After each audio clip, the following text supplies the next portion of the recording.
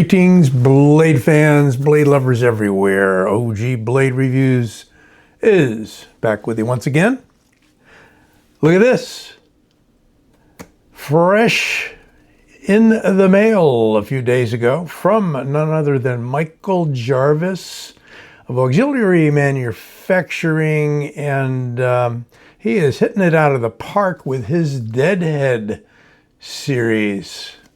Cool box. Hey, just in time for Halloweeny coming up real soon. Look at, got all that coffin handled stuff going on. Well, the Deadhead Series is his production knife series, OEM'd by Miguron OEM'ed. They go by both names. I know there's a logic to it, and I'll figure it out one day. And I'm sure somebody will tell me. But this is what we get in the box. And we've got a real beauty today because it is not only the Deadhead series, but it is a premium Deadhead series, not being in 14C28N. And that's what you get in the box. But we're going to take the NAF out of the box. Comes with that nice sleeve. Get a nice sturdy box. Might be able to use it for something else.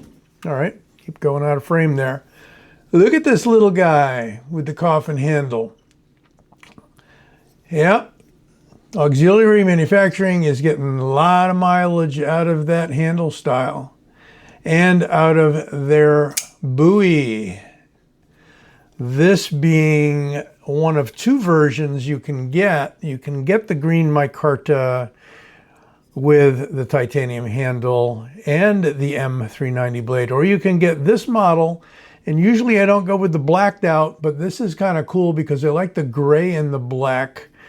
And this somewhat glossy blackened blade of M390.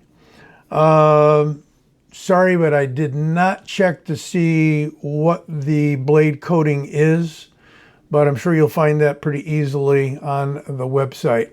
Sorry about that. And look at this cool pivot we've got here.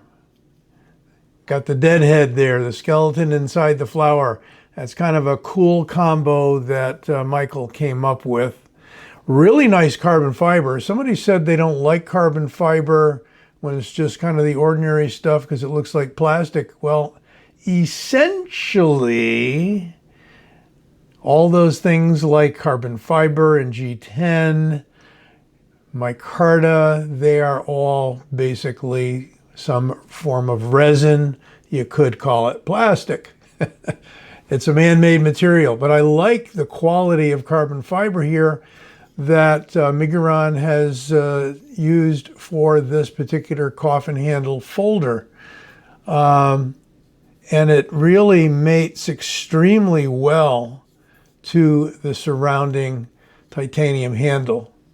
Pretty seamless. I can barely pick that up with my nail. It is a handle or with a clip that is switchable to the left side, as you can see. We've got really just one hardware screw on the side holding things together, although these could be pulling double duty as far as holding the whole thing together. There's your backspacer with a really thin titanium, I would assume. I'm not picking up any steel on this, no, at all. So pretty sure that she is all, I gotta figure out where I put that magnet. Okay, that she is all titanium. So hidden lanyard hole as part of the backspacer there. Short backspacer.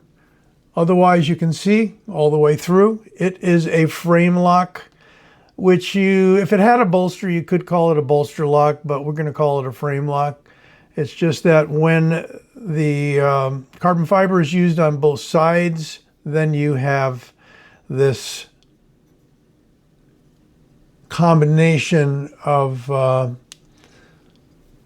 the handle material, I don't know what I'm going to say here, and the frame lock going below it, similar to what you would have on a bolster lock. And it is nicely drop shutty with just a little shake there. If you do a nice firm shake, like a handshake, firm shake, then it is going to drop right into place. How about size-wise? Well, I can fit all 4 fingers just on there with a medium-large hand. And we have a ramped thumb rest there that is pretty grippy, the jimping on that. Some of that jimping goes down flush with the handle, and some of that jimping is going to stand out so you won't slip forward. And it is quite grippy with regards to that. You know, certainly if you're talking about using this like a self-defense pokey tool, you can use the James Williams technique, and you can palm that pommel so you ain't going to slip. Not every knife needs a guard, and I won't get into that, but James Williams shows you with penetration tests how he successfully holds his traditional Tanto style knives that do not have a guard. However, you do have a little bit of a guard here formed by the flipper tab, so you know you should be pretty secure. And we got some jimping on that as well as jimping on the ramp, so a good squeeze there, a good pinch will give you a good grip. See if I missed any other features. We got a straight pocket clip of titanium. Again, that will switch over to the other side, but is not deep carry. Maybe you got about a ½ inch or a little more sticking out of your pocket. That's not bad. You got something to grab onto that way. Well, let's zoom in for some measurements. And I got to just find my plastic ruler here. Okay, there we go. Overall, it's not going to be a large knife. That's why they call it a pocket Bowie folder. It is 6 3/4 inches, maybe just a little shy of that. Got a blade of 3 inches, maybe a little less if you want to be exactamundo. Well, if you angle up like that, you know, it's just a shade under 3 inches. If we get to the sharpened edge, it's like 2 7/8. Overall, in the metric world, we have a 16.5, not quite 17 centimeters. And then we have about 7.5 centimeters blade. Close enough. Then what do we got for some other measurements? Well, in millimeters, the blade stock is 3.2. The handle thickness just below the clip is 12.9, almost 13 millimeters. And finally, for weight,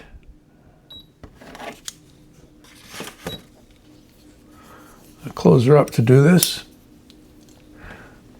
Bringing it around 2 grams.